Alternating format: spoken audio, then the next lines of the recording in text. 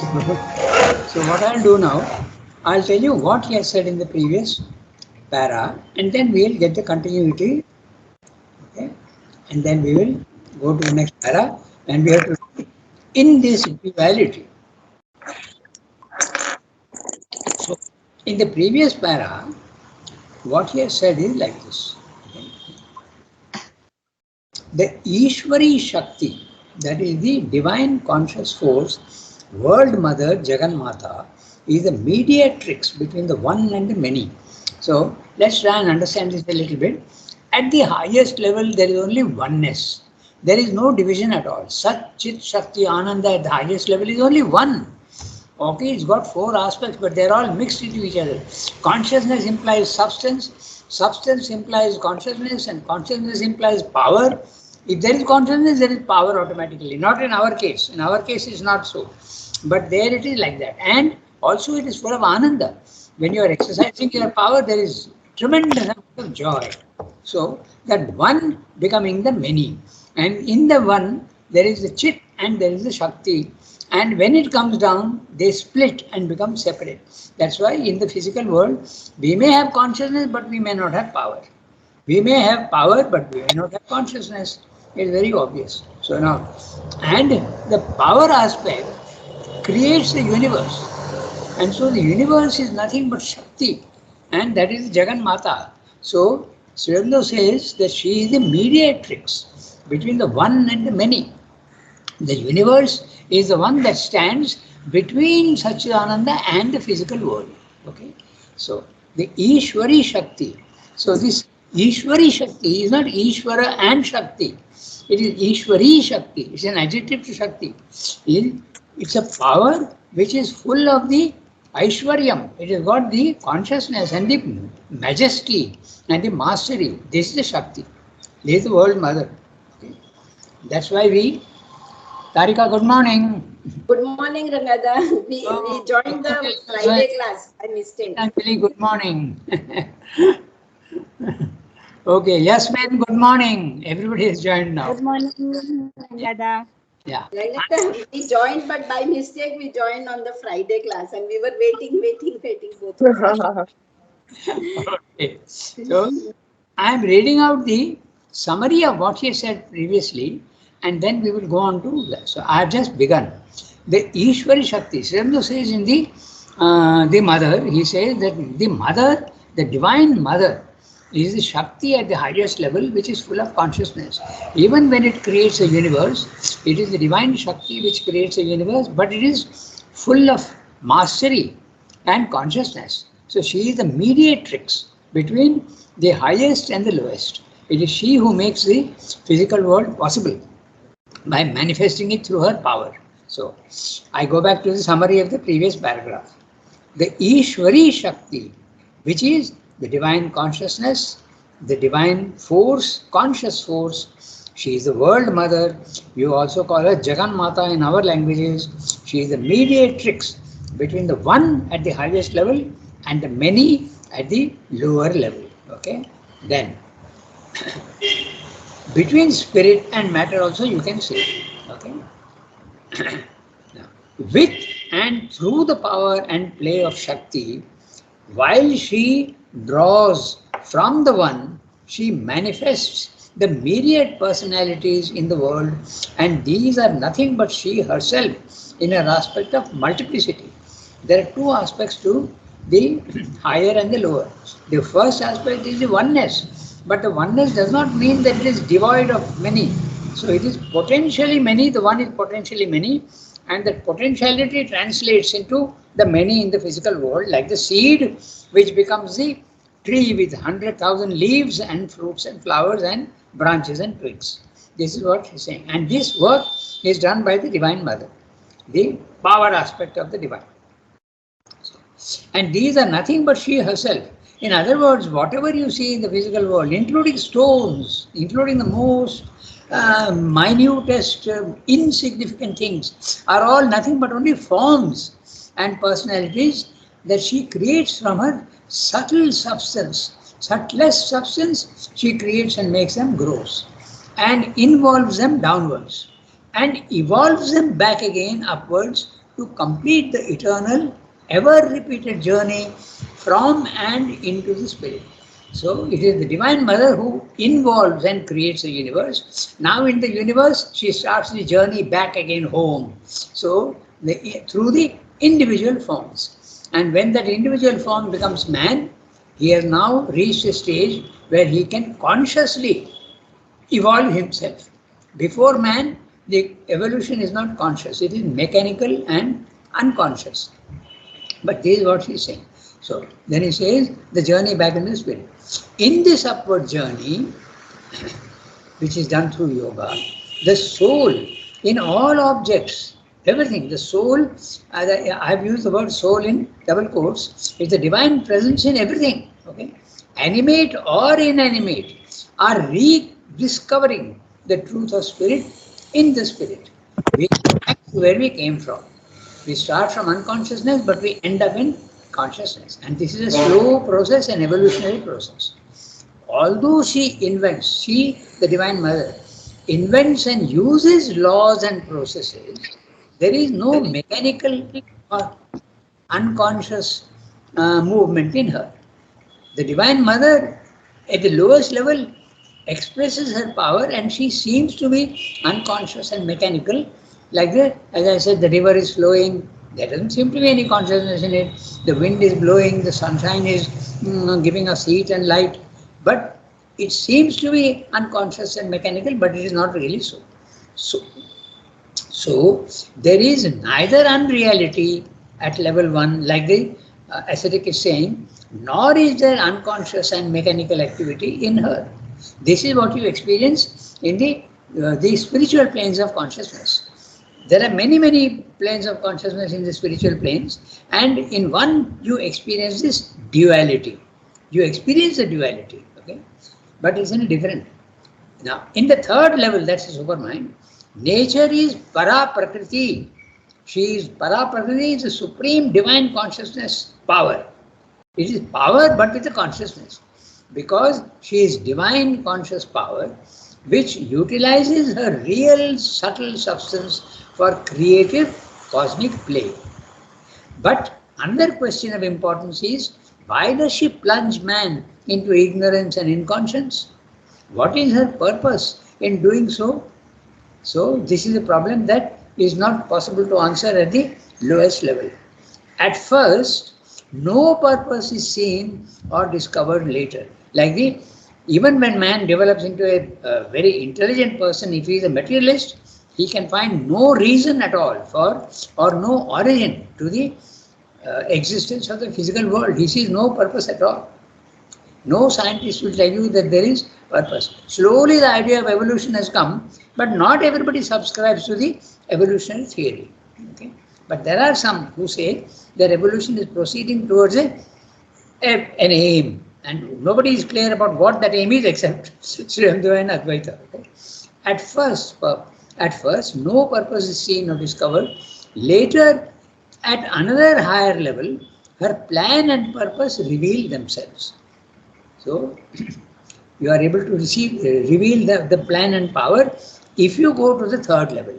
In the spiritual planes of consciousness, yes, you see the world as real, you see the consciousness as real, but you see Chit and Shakti as separate. Purusha and Prakriti are separate, they are not one. They become one only at the highest level. So in the spiritual planes of consciousness, which I call the second level, there is a problem. There is the problem of the duality. The duality continues to exist. Both are real. Not like the ascetic who says that the physical world is unreal. You don't do that. You say that yes, it is real, but it is separate. So Sri Aurobindo doesn't want separateness, he wants oneness. So he waits and goes to the third level and sees that essentially they are one. So she, the Divine Mother, is pursuing a projected plan of adventure from the unknown to the known. That's a game, that's a play, that's an adventure. From ignorance to knowledge, from the many to the one, from mortality to immortality. Thus, she has power which is both liberative as well as dynamic for transformation. Liberative means the soul escapes from the body-mind life and gets peace. and liberation, mukti, but not necessarily power and ananda. You can get power and ananda, as some do, but still there is a, it's incomplete. Thus, she has power which is both liberative as well as dynamic.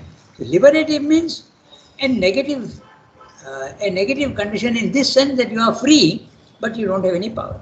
Dynamic means that you have power to transform the lower also. Your body mind life also starts, you can exert your will and change your body mind life also to a certain extent. Mind and life, yes, but not body so much. To a certain extent, yes. Remember, Sriram's body became absolutely luminously gold, okay? But it did not transform into a divine body from an animal body. The origin was animal, okay, through the reproductive process, but it did not become the divine body. That was the work that mother was engaged in, and she has taken that work to a great extent. It has to find its culmination in the future, okay? So, as well as dynamic to transformation. Liberation from darkness and dynamic because of descent of light into the darkness below to transform it. Liberation is your consciousness gets static and stays put in the second level of the spiritual consciousness. Now you are fully conscious of who you are and you see your body mind life as instruments given to you. But you don't have power necessarily to change the body mind life. But when it is dynamic, then you have the power to change your body mind life also, not immediately, but slowly. When you go to the third level, the power becomes absolute. Okay. So now, Sindhu is saying finally in that para above, but her creation is not ended. She has created matter, she has created life, and she has created mind, but is still creating. The creation is not empty. It is not, and she will continue to create a divine nature in the lowest level of her manifestation. Okay, this is what he said. By the way, I should mention something very, very, very, very interesting. And if anybody is interested, I'll send you that video. Today in the morning itself, a video has come to me, which is saying that the scientists, the researchers, are finding something fantastic happening. The evolutionary process, which was very, very slow in the beginning, all those who are doctors will enjoy this. Okay, they're very, very slow process. Over hundreds of years, for instance, the appendix became useless because man was started cooking his food, so the appendix became useless and went away. Now what is happening is even more fantastic. They are saying that the rate of evolution in human beings is absolutely unbelievable, and they are giving very, very interesting details. I'll give you 2 or 3. If any of you are interested, I'll send the video to you. The research that science is doing. Number 1, babies are being born without the wisdom teeth. The wisdom teeth now don't serve any purpose. Okay, so babies are being born without teeth. Then they are saying that extra bones are coming in the body which did not exist earlier. In the body means in many places, in the forearms and in the legs. So evolution has become much, much faster. There is something that they have discovered now. So it's naturally we were expecting this thing. So Mother and Sriram have told us very clearly that there will be an evolution, it will go to the next stage. So that physically the scientists are finding. Not that they are connecting it with the supramental, but we can. When they are giving us this data, it's very interesting. Okay. So there are 2 doctors here, Archanadi and Yasmin, and if you are interested, I'll send you that video. But Rangada, they may not be a deformity rather than some evolutionary thing. No, it cannot be deformation. Deformation. Anyway, the babies are not born with teeth anyway. No. No, but when the teeth come out, there are rudimentary. Yes. There are rudimentary teeth. Like the seed of the teeth is there in the jaw. It does not erupt until you come to a certain age. Exactly. So, no, the whole idea in that video is that now human beings are no longer like the caveman who used to eat raw meat and raw everything. That's But right. in today's time, everything is cooked and processed. Yes. So do you need so many teeth? You don't need so many teeth. Yeah. So there is a reduction in the amount of teeth. Secondly, we use our arms a lot. So that is why there was a median artery which then divides into the radial and ulnar. So Ah, now this median artery is also persisting to give better blood supply to the forearm. yes. So So Yasmin, depending obviously, on our usage of our organs, yeah. there is a physical progress so that there is better functioning of the hand, better functioning of the leg Yes. by giving you more stability. Yeah. So Yasmin, obviously you have seen that video. Yeah, yes, I have. Yes, very interesting. So you can see what Mother and Sridhar said about the evolution and the Superman. You can see the evidence in the physics, and we are not saying. The scientists are saying through research. Okay, so this is what he said in the previous para. Now we come to this in this duality. Okay, we are going to read the next para. So one of you has to read. Okay, so in this duality, the duality of what? We have already read it. You have Okay. to now redo and explain. Explain it. Okay, so I'll read each sentence and if necessary, we'll discuss it. Okay, so in this duality, as I said, there are many dualities. Okay, in the second level, that is this, the spiritual planes of consciousness, there are many dualities. First, you see the physical world is unreal, and you see your own consciousness is real. Then you start seeing there is Purusha and Prakriti. Prakriti is then not unreal, but mechanical energy and mechanical and unconscious energy. But you go to a slightly higher level and you see that this mechanical energy which you are seeing as unconscious is not really so. So there are so many different types of dualities. But they are dualities. In other words, Chit and Shakti, Purusha and Prakriti are not yet one. They are separate. Both are real and both you see. That's what he discussed in the previous para. Now, I'm reading. Yeah. Gangadhar, can you give a few examples of different dualities? I didn't understand different dualities. Oh, okay. I'll very briefly tell you one, two, three. Okay. The first one is the ascetic who rises out of his body mind life. And what does he see? He sees that the physical world is unreal. Right? Yeah. Right? Yeah. But he sees that his own consciousness, which is the self, is absolutely real and permanent and infinite, eternal. So this is the first duality. The physical world that you saw and you thought that it is absolutely real is no more so. This is the first. This is the first duality. Very clear? Yeah. Okay. The second duality is you don't see the physical world as unreal.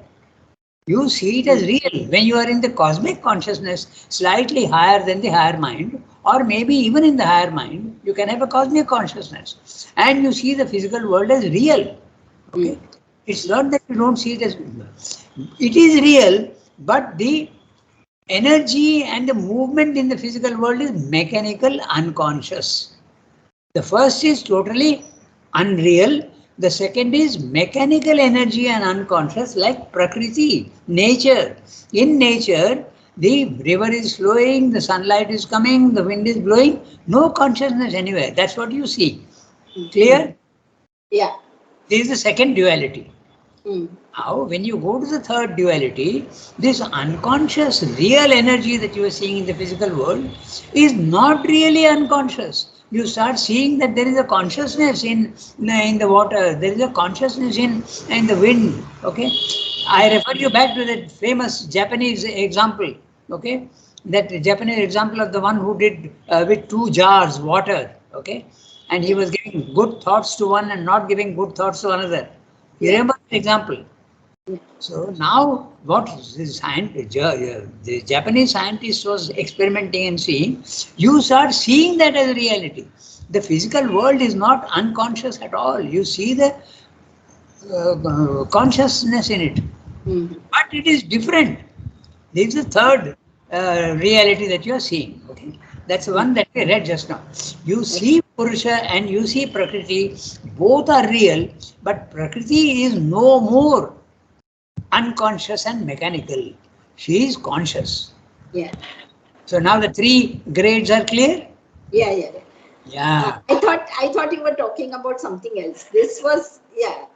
No, when you said the dualities in my mind, it was not this. I had understood. You had explained this before. Okay. So now in this duality, so they're saying the one when you see Purusha and Prakriti, and Purusha is conscious, Prakriti is also conscious. She is conscious energy. Mm. In this duality too, there is possible a separative experience. You see the two as separate. They may be real, but they are separate. At one pole of it, the seeker may be conscious only of the master of existence. Only of the master of existence, the divine, personal aspect of the divine, who is there, he is the Lord, the Ishvara. Okay? He can see only the Ishvara, but he is not, he is seeing only the master. He is not seeing the physical world doesn't exist for him. Okay, at that time. Putting forth on him his energies of knowledge. Sorry, I made a mistake. He is the one who is creating the universe. So the whole stress is on the Purusha aspect and not the Prakriti aspect. Prakriti is his expression. Okay, it's like your expression. The poet is creating his poem. The poem is not unreal, but the poem is an expression of his. Okay, so then just 1 second, I have lost the page. Yeah. So this is what he sees. At one pole of it, the seeker may be conscious only of the master. In other words, he is not conscious of the lower, the Prakriti. It's an expression of the master. He sees everything and only in terms of the master of existence. Master of existence, the personal divine, if you want, okay, who is completely in charge of the universe. You see only him, and he is working. He is master of existence, putting forth on him his energies of knowledge. No, wait. Yeah, at one pole of it, the seeker may be conscious only of the master of existence, putting forth on him his energies of knowledge, okay, power and bliss. So you see only the God. You see only God, and the physical world also is an expression of God only. Putting forth on him his energies. What are the energies? Knowledge, power and bliss. And what's he doing that for? To liberate and divinize. Then the Shakti may appear to him only as an impersonal force expressive of these things or an attribute of the Ishvara. The Purusha, the Prakriti becomes an adjective to him. Okay, it's a power of him. It's not something independent. That's what you see. The Shakti may appear to him only as an impersonal force expressive of these things or an attribute of the Ishvara. It's a quality of the Ishvara. But you see only the Ishvara. You don't see the Divine Mother or the Prakriti as something independent. Okay. Now Rangadhar, yes. in Christianity, is there this Prakriti? No, because they said God said, "Let there be light," and there was light. So there, it is only the Purusha aspect that it is there, or both are there? I'm not sure of the Christian thing, but they speak of spirit and matter. Na? They speak of spirit and matter, Adam and Eve.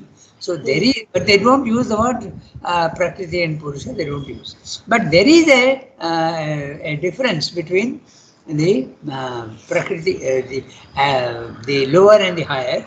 And in the Christian theory, the two are definitely not one. That's the Advaita philosophy. Yeah. The two, they're definitely not one. And you have to, and even the concept of liberation is not there. Okay? Yeah, even because at the end of the what they call kingdom come on Judgment Day, each soul is judged and sent either to heaven or to hell. So the idea of liberation is not there, and the idea of the perfect soul is not there. The soul is born, and you are born a sinner. That's their whole idea. Okay? Yeah. Whereas in the Indian system, you are not a sinner at all. You are covered up with veils. You are divine in essence, but you are covered up with veils. Yes. And you have to undo the veils and then you become divine. Okay, so now he is talking of the other experience of seeing the world mother. Now, at the other pole, he may encounter the world mother, creatrix of the universe. In this duality, mind you, the third duality. He is talking of the third duality, not the first and the second.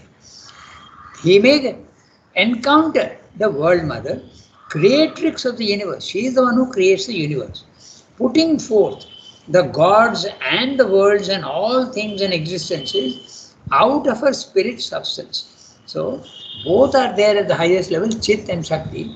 You can see only the Chit, and that time the Shakti is only an, as I said, a quality, an adjective to Purusha. Now on the other hand, your consciousness can swing and see the Shakti aspect, and that time you see what you see. This is what you see, that she is putting forth the gods and the worlds. Okay, she is the supreme, and all things and existences out of a spirit substance. Now note that the spirit also is substance. It is subtle substance. It is not gross matter, but it is subtle substance. She is using this material to create forms and worlds and gods and everything, and issuing them from her own power and consciousness. So you can see either the divine, or you can see his attributes. Okay? You can see in that way. Rangada, that is the tantric way of seeing things. The tantric see Shakti is the all. Yes, that's right. They go through the Shakti aspect. They go through the Shakti aspect. They give importance to the Shakti aspect. Even in Advaita philosophy, there are many branches, and many of them say that the Supreme, the one who can give you everything, is the Divine Mother, the Supreme Shakti. Okay, I remember about 7-8 years ago, I read a book called the Tripura Rahasyam. Okay, so there the whole stress, it's an Advaitic work, but the whole stress is only on the Divine Mother aspect. She is the one who will give you liberation. She is the one who will give you knowledge. The idea of the Purusha is not even there. So they are stressing, what Sridhar is saying is the second level, the second pole. Okay, the first pole you see the divine God, personal God, but you can also see the goddess, the personal goddess, who is absolutely master of everything, and she is creating the world. So the tantrics stress that aspect of the divine. Yes, that's true. Isn't Tripura Rahasyam one of the books of Tantric? Yeah. No, it's an Advaitic work. Tripura Rahasya. It's a very interesting. But I read that one of the authentic books of Tantric. I didn't know. I didn't understand, Archana, this question. I was asking about the book. Yeah, she was asking about the book, I remember. But I'll tell you one thing. There are hundreds and hundreds of works still unpublished in Sanskrit, I mean, the Sanskrit literature is so vast that what is published in English and translations and all, even in Sanskrit books and all, it is only 20%. The rest are all lying in palm leaf manuscripts all over India. And that is the work that our French Institute in Pondicherry was doing. They go here, they go there, collect all these, and then try and interpret them and print them. Okay, the Sanskrit literature is fantastically vast. It's tremendous. Today, most of it may be published, but still there's a huge amount of literature that is there. We can't even imagine how vast it is. Okay, so the one I mentioned just now is only one aspect. Okay, and remember also that there are so many other things. What about Shankara's literature? Okay, Shankara's literature runs into 14 volumes. 14 volumes, all in Sanskrit. I have the whole setup. I got the thing. This in 14 volumes. So huge is the Sanskrit literature. So the Advaita philosophy is fantastically complex. Okay. Anyway, let's get back to our text. Okay, so at the other pole. Now, if you are in that consciousness where you are seeing the Divine Mother, you see that she is the one creating the universe and all the gods and everything she is creating, and she is putting them all. And look at the sentence: gods and worlds and all things and existences out of a spirit substance. She takes this material and goes on creating, like a potter creates the pots, exactly in the same way. This image also of the potter and the pots are also in Advaita. Or even if he sees both aspects, now he can see both. He can see the Divine Master and he can also see the Divine Mother. He can see both. In the first two cases, you see only one, and the other is a adjective, as I said, or a guna, or a quality of the other one. So, when you see the Divine Mother, then the Purusha aspect, the divine, personal divine is not there. He takes a background. Personality and impersonality. Okay. When you are in the impersonality, okay, then the person becomes very, very negligent. It's not that real. But when you are in the personal aspect, the impersonal aspect does not become that important. But now he is saying you can see both. Or even if he sees both aspects, it may be with an unequal separating vision. One is more than the other. That's what he's saying. Subordinating one to the other. Regarding the Shakti only as a means for approaching the Ishvara. Okay? So, that also is possible. You are stressing the Ishvara, the Shakti aspect, but it's only, when you are in the Ishvara aspect, Shakti is only a means for going to that. It's an instrument for going to Ishvara. So, or if you are in the Shakti aspect, the Ishvara takes a background importance. It is not that important.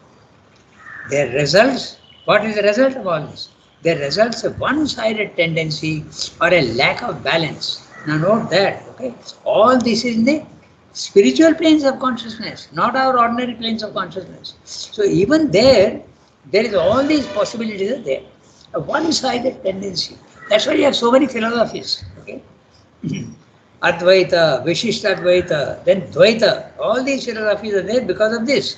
A lack of balance, a power of effectuation not perfectly supported, or a light of revelation not perfectly dynamic. So there is still lot to go, and the third level fulfills all the lacuna that is there. Okay. The third level gives you total oneness, okay, of both. There results a one-sided tendency or a lack of balance. A power of effectuation not perfectly supported, or a light of revelation not perfectly dynamic. Now, identify the words. There results a one-sided tendency or a lack of balance, and is giving you two cases. One, there is a power of effectuation, the power aspect, the Divine Mother aspect, but it is not perfectly supported by the knowledge. The power aspect is more than the knowledge. Or on the other hand, a light of revelation, there is a knowledge aspect, but which is not perfectly dynamic. It doesn't have enough power.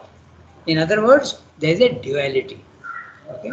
So, when you are in the knowledge aspect, the power seems to be less. There is power, but there is less. Okay? And when you are in the power aspect, the knowledge aspect is less. So, but this problem gets absolutely solved when you go to the third level. They become equal to each other and imply each other. When you have the knowledge in the third level, you have the power. And when you have the power, there is a consciousness and a knowledge that guides the power. So this is what we say. In these 4 or 5 sentences only, he has given you 3 cases. Okay? First is you see only the knowledge aspect, which is the personal divine, and the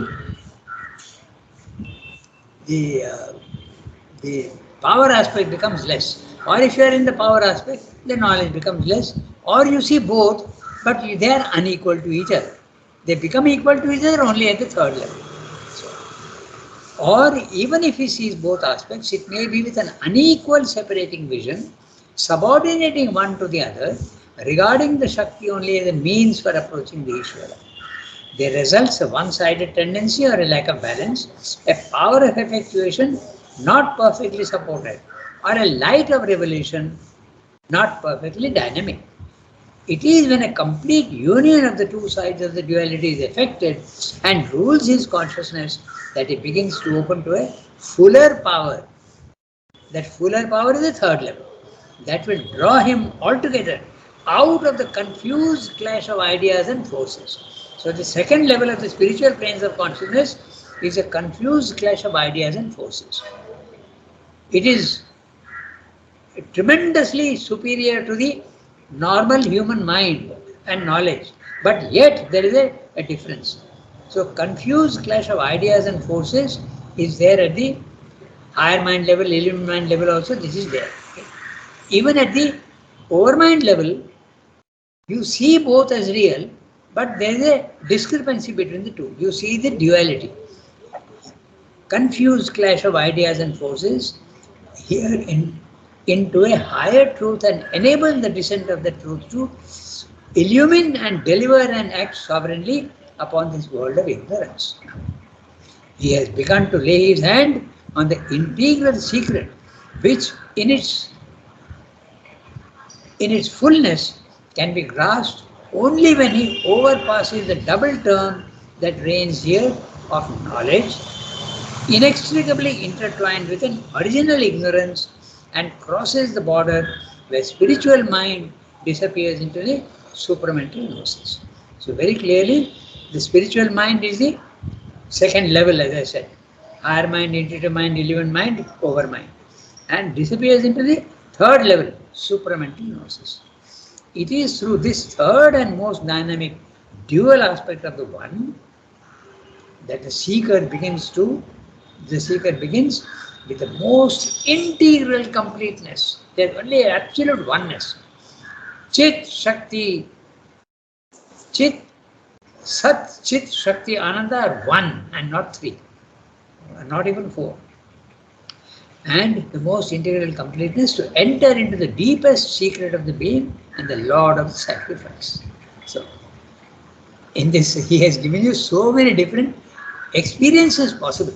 And that's the reason he explains, when you are in the overmind consciousness, you see that all these aspects they correspond to some truth. They do correspond to truth. But you see the dualities. Same those not satisfied with duality. The others, it is possible they will say, oh, that's the nature of the reality. It is twofold. So you have the Dvaita philosophy. Okay?